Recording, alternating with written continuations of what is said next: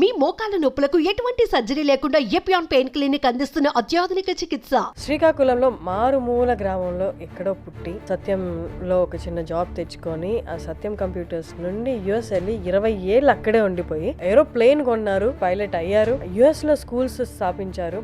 మీరు వెళ్ళిన టైంలో 20-30 years బ్యాక్ అంటే అన్నం కూడా దొరకని పరిస్థితులు, చాలా పెద్ద పరిస్థితి. నాకు ఎప్పుడు కూడా ఏది కావాలంటే అది కావాలి, అది డ్రీమ్, నాకు అది కావాలి.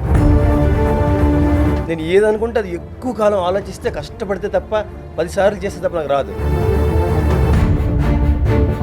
అక్కడి నుంచి ఇప్పుడు దాకా ఎంత సంపాదించారు? అలా టీవీలో చెప్పకూడదండి. ఫ్లైట్ కొనాలని ఎందుకు అనిపించింది మీకు? నాకు విమానం నేర్చుకోవాలి. ఫ్లైట్ స్కూల్కి వెళ్ళండి, వాడు రెంట్ చెప్పాడు, ప్రాసెస్ చెప్పాడు. సైట్ ఉండకూడదు, సైకలాజికల్గా నువ్వు డిస్టర్బ్డ్ పర్సన్ అయి ఉండకూడదు. ఏముంది, ఫ్లైట్ ఇంజిన్ ఆఫీస్ చచ్చిపోవచ్చు. ఇప్పటివరకు ఎన్ని అవర్స్? నేను 900 ల్యాండింగ్స్ చేశాను. 900 ల్యాండింగ్స్ 900 ల్యాండింగ్స్ చేశాను. 400 hours ఫ్లై చేశాను. నాన్ స్టాప్ గా ఎంజాయింగ్ మై ఫ్లైయింగ్. నమస్తే వ్యూస్. నార్మల్గా పాడ్కాస్ట్ అంటే నేను ఒక ఇన్స్పైరింగ్ స్టోరీతో వస్తాను అనుకుంటారు. ఇవాళ కూడా వన్ సచ్ ఇన్స్పైరింగ్ స్టోరీతోనే వచ్చాను. బట్ శ్రీకాకుళంలో మారుమూల గ్రామంలో ఎక్కడో పుట్టి అక్కడి నుంచి సత్యంలో ఒక చిన్న జాబ్ తెచ్చుకొని ఆ సత్యం కంప్యూటర్స్ నుండి యుఎస్ వెళ్ళి 20 ఏళ్ళు అక్కడే ఉండిపోయి, నార్మల్గా 20 ఏళ్ళు అక్కడే ఉండిపోయారంటే సొంత ఇల్లు, సొంత కారు, 4-5 ప్రాపర్టీస్, ఇక్కడ ప్రాపర్టీస్. అలా కాకుండా ఈయన భిన్నంగా ఆయన కళలు పర్స్యూ చేసుకోవడం స్టార్ట్ చేశారు. ఒక ఏరోప్లేన్ కొన్నారు, ఏరోప్లేన్ కొనడమే కాకుండా పైలట్ అయ్యారు. తర్వాత అక్కడ యుఎస్ లో స్కూల్స్ స్థాపించారు. ఇప్పుడు ఆయన చిన్నప్పటి నుండి కళ ఏదైతే ఉందో సినిమాలు, అందులో తన కెరియర్ స్టార్ట్ చేయబోతున్నారు. బాగా సెటిల్ అయిన తర్వాత చిన్నప్పుడు డబ్బులు లేక నా ప్యాషన్ నేను పర్స్యూ చేయలేకపోయాను. ఇప్పుడు ఇండియాకి వచ్చి అదే పర్స్యూ చేస్తాను. అలాగే నేను ప్రొడ్యూసర్గా మారి ఎవరైనా కథలు నిర్మించాలి అనుకుంటే వాళ్ళకి కూడా నేను ఒక హెల్పింగ్ హ్యాండ్గా ఉంటాను మంచి కథలకి అన్నారు. వారి అసలు స్టోరీ ఏంటి అన్నది వాళ్ళు మాట్లాడదాము. సాయిరామ్ సింహాద్రి గారు వాళ్ళు మనతో ఉన్నారు. నమస్తే అండి. నమస్కారం అండి. ఈ మధ్యకాలంలో చాలా ఇన్స్పైరింగ్ స్టోరీస్ చూస్తున్నాము. బట్ శ్రీకాకుళం నుండి అంటేనే మీరు వెళ్ళిన టైంలో 20-30 years బ్యాక్ అంటే ఏం లేదు, అసలు బియ్యం అన్నం కూడా దొరకని పరిస్థితులు, చాలా పెద్ద పరిస్థితి. అక్కడ నుండి ఎట్లా వెళ్ళారు? ఇప్పుడు ఫ్లైట్ ఏంటి, వారానికి ఒకసారి ఫ్లైట్ లో తిరగడం ఏంటి, దట్టు ఓన్ ఫ్లైట్ లో. అది కూడా నాకు ఇంటర్వ్యూ ముందు చెప్పారు, సరదాగా తిరుగుతానండి, నాకు పర్పస్ కాదు, వర్క్ పర్పస్ కాదు అని. ఎలా సాధ్యమైంది? అంటే అది చైల్డ్హుడ్ డ్రీమ్స్ అండి. మాది శ్రీకాకుళం జిల్లాలో హిరమండలం అనే స్మాల్ విలేజ్. మా ఫాదర్కి నేను థర్డ్, ముగ్గురు అబ్బాయిలు, ఒక అమ్మాయి, నేను థర్డ్ పుట్టాను. విపరీతంగా డే డ్రీమ్స్, నైట్ డ్రీమ్స్ అని ఫుల్ డ్రీమర్ నేను.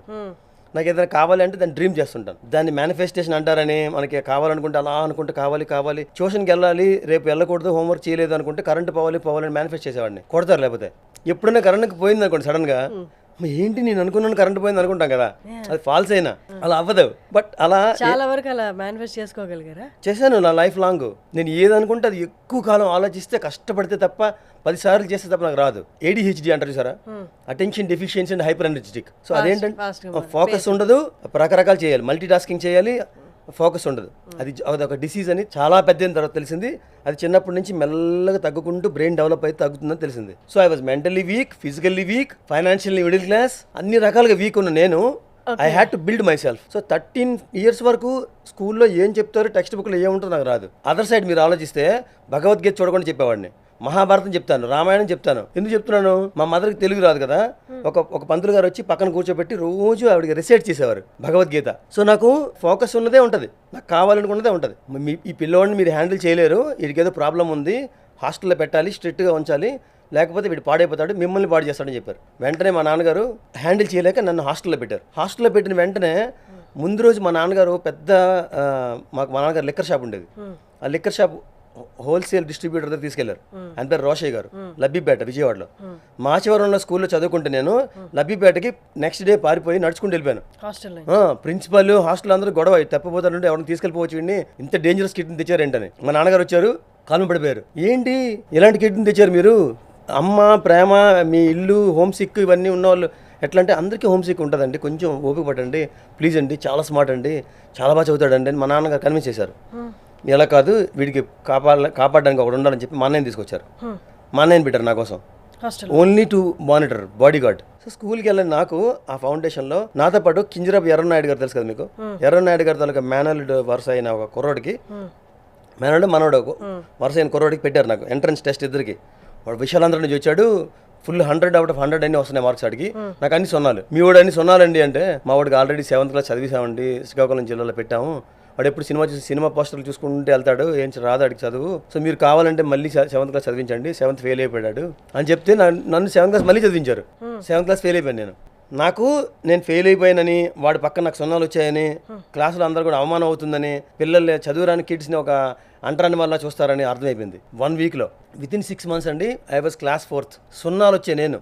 అంటే నా ఫోకస్ తిండి నుంచి, అమ్మ నుంచి, ఇంటి నుంచి, హోమ్ సిక్ నుంచి చదువు మీదకి వెళ్ళింది. ప్రిన్సిపాల్ వచ్చారు, మీ వాడు నిజంగానండి క్లాస్కి పరుగు తెచ్చాడు, అందరూ మీ వాడిని చూసి ఇన్స్పైర్ అవుతున్నారు, ఇప్పుడు చదవని వాళ్ళు కూడా చదవడం మొదలెట్టారు. సో అంత స్ట్రాంగ్, అంత మైండ్ పట్టుదల మాత్రమే ఉంది. ఫెయిల్ అయిన నేను 7th క్లాస్లో, 10th డిస్టింక్షన్ నాకు. మా నాన్నగారి ప్రోగ్రెస్ కార్డు వచ్చింది, మీ వాడు ఇంకా తిరగలేదని చెప్తే నన్ను చూసి ఊర్లో అందరి పిల్లల్ని హాస్టల్లో పెట్టడం మొదలెట్టారు. ఇప్పుడు నేను ఇంత ADHD ఉంది కదా నీకు, మీరు క్వశ్చన్ అడగాలి, ప్లేన్లో నడుపుతున్నావని ఒక్క మిస్టేక్ కూడా చేయకూడదు కదా. సో నాకు అది యోగా, నాకు మెడిటేషన్ లాంటిది. మోస్ట్ కాన్సంట్రేషన్ దాని మీద పెడతాను నేను. నన్ను డెవలప్ చేసుకునే ప్రాసెస్లో presence of mind, power of now అనే బుక్ ఉంది.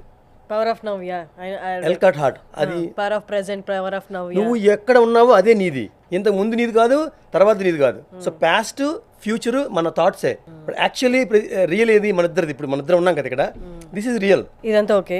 ఇప్పుడు యూఎస్కి వెళ్ళారు. యూఎస్కి వెళ్ళడానికి ఇందాక నాకు చెప్పారు మీరు, సత్యం కంప్యూటర్స్లో మీకు జాబ్ వచ్చింది, అక్కడ నుండి యూఎస్కి వెళ్ళిపోయారు. అక్కడి నుంచి ప్రమోట్ అయ్యి వెళ్ళారు. అక్కడి నుంచి ఇప్పుడు దాకా ఎంత సంపాదించారు? అలా టీవీలో చెప్పకూడదండి. మనిషి మీరు నెంబర్స్ లో చెప్పకపోయినా మిగతా వర్డ్స్ లో ఎక్స్ప్రెస్ చేయండి. అల్ట్రా హై నెట్వర్త్ ఇండివిజువల్ అని చెప్పొచ్చు. Ultra high net worth individual. So flight కొనాలని ఎందుకు అనిపించింది మీకు? ఫ్లైట్ కొనాలంటే నేను 2006లో ఫ్లైట్ స్కూల్కి వెళ్ళాను. వెళ్తే నీకు వీసా లేదు, గ్రీన్ కార్డ్ లేదు, TSA అప్రూవల్ కావాలి నీకు, you must be a green card holder or a citizen అని అన్నాడు. 2001లో జరిగింది కదా బిన్ లాడెన్ది. సో చాలా స్ట్రిక్ట్ చేస్తారు రూల్స్. ఒక పక్క నుంచి వెళ్ళొద్దు అంటున్నారు, ఇంకో పక్క నుంచి నాకు విమానం నేర్చుకోవాలి. ఫ్లైట్ స్కూల్కి వెళ్ళాను, వాడు రెంట్ చెప్పాడు, ప్రాసెస్ చెప్పాడు.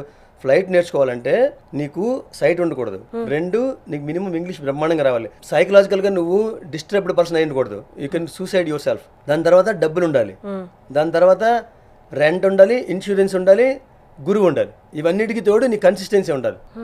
ఎప్పుడు అంటారు takeoffs are optional, landings are mandatory, ఒక సామెత. ఇప్పటి వరకు ఎన్ని అవర్స్? నేను 900 ల్యాండింగ్స్ చేశాను. 900 ల్యాండింగ్స్ చేశాను. 400 hours ఫ్లై చేశాను. నాన్ స్టాప్ గా ఎంజాయింగ్ మై ఫ్లయింగ్. అంత చెయ్యాలి. ప్రాక్టీస్ లో మిగతా 500 ల్యాండింగ్స్ అన్ని కలిపి నా ప్రాక్టీస్, నేను మీ ఫ్లై అవర్స్ అన్ని మీరు fly 400 hours. 400 hours and 900 hours landing. 900 hours కాదు, 900 times ల్యాండింగ్. అంటే ప్రాక్టీస్ టైంలో కూడా కలిపి చెప్పారు. అవును. ఓకే. ఇప్పుడు 3 years నుండి వర్క్ చేయట్లేదు కదా, వై ఎందుకు వర్క్ చేయట్లేదు? You want to get into some other thing. మా అమ్మ నాన్న కోసం ఇల్లు కట్టాను మా ఊరు వచ్చి, దానికి 1-2 years పట్టింది. ఇంకొకటి ఏంటంటే I want to do something that I love. What is that? Movies, cinema చేయాలి అనే డ్రీమ్ నాకు చిన్నప్పటి నుంచి. ప్రొడ్యూసర్ అవ్వచ్చు, డైరెక్టర్ అవ్వచ్చు. Me rest of the years అన్ని ఇంకా సినిమాల్లో ఉండబోతుంది. సినిమాకి సంబంధించి I might not be an actor for a long time, but I want to act in 1 film or 2 films.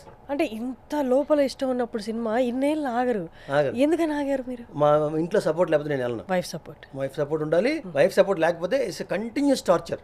ఒక నార్మల్ పీపుల్, ప్యాషన్ లేని వాళ్ళకి సినిమా అనేది ఒక పెద్ద మురికి గుంట, దాంట్లో పడకు అంటారు. సో నాకు మెచ్యూరిటీ వచ్చిందని నేను అనుకుంటున్నాను. ఇప్పుడు నేను ఫస్ట్ ఏం స్టార్ట్ చేద్దాం అనుకుంటున్నారు ఇక్కడ? మంచి cinema. You want to be producer, director, actor, producer and actor. So I already కథలు ఉన్నాయా ఇప్పుడు రైట్ నౌ ప్రిపేర్డ్ గా? ఆల్రెడీ ఒకటి అగ్రీ చేశాను. ఐఎమ్ వర్కింగ్ విత్ ఆయన 300 ఎపిసోడ్స్ లో స్టేజ్ డ్రామా చేశారు జబర్దస్త్ అనే షోలో. ఆయన డైరెక్ట్ చేస్తున్నారా? ఓకే. ఇంత strong mind set mingling with cinema people కొంచెం కష్టం అనిపించట్లేదా మీకు? ఎందుకు, మనకి కావాల్సినప్పుడు అడాప్టబుల్ కావాలి. I'm very highly adaptable. Okay. నేనేంటో చెప్తున్నాను తప్ప ఐఎమ్ నాట్ అడాప్టబుల్ అని చెప్పట్లేదు. మీరు మా కోసం, జనాల కోసం మోనోలాగ్ చెప్తారా? మోనోలాగ్ అంటే ఎక్కువ ఇంపాక్ట్ ఇచ్చింది నాకు, అవమానానికి సంబంధించింది. జూనియర్ ఎన్టీఆర్ గారు యముడితో మాట్లాడతారు యమదొంగ సినిమాలో. యమా ఏమంటివేమంటివి, మానవ జాతి నీచమా, ఎంత మాట వైతరిని వరకు వెంటాడి వేధించి సర్వసూత్రములు మంటగలిపి తన పతి ప్రాణమును దక్కించుకున్న నారీమణి సావిత్రిదే జాతి. మానవ జాతి తన భక్తితో పరమశివుని సైతం ప్రత్యక్షం గావించి మీ పాశమును సైతం గడ్డిపోచగా నుంచి ప్రాణహరులైన మిమ్మల్ని ప్రాణభయముతో పరిగెత్తించిన పసివాడు మార్కండేయుడు దేజాతి మా నవజాతి నీచమన్న మా జాతి మూలమున ఏనాడు అప్రతిష్ట మూట కొట్టకుండా మీరు నేడు మమ్ము జాతి జాతి అని అవహేళన చేయుటియా? ఎంత వివేకం, ఎంత జ్ఞానం, ఎంత సంస్కారము. ఇట్స్ గ్రేట్ అండి, గ్రేట్ టాకింగ్ టు. అండ్ మీ ఫిల్మ్ జర్నీ కూడా, మీ యాక్టింగ్ కెరియర్ కూడా all the very best. Thank you very much అండి. Thank you so much. Appreciate it. Thank you very much అండి.